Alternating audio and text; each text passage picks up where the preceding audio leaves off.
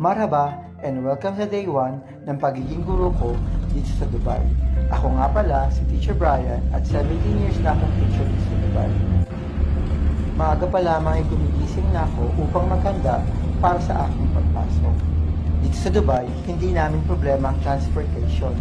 Libre ang bus sa mga katulad kong guro dito sa Dubai, provided yan ng school.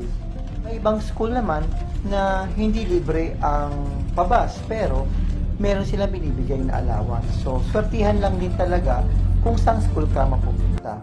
So, samahan niyo ako at ikutin natin ang ilang mga lugar sa loob ng aking paaralan.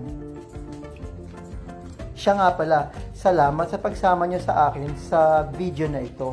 Sa mga susunod nating video ay sasagutin ko ang iba't iba niyo pa mga tanong, kaya i-type nyo lang yan sa ibaba at susubukan natin sagutin yan sa mga susunod nating mga videos. Paalam!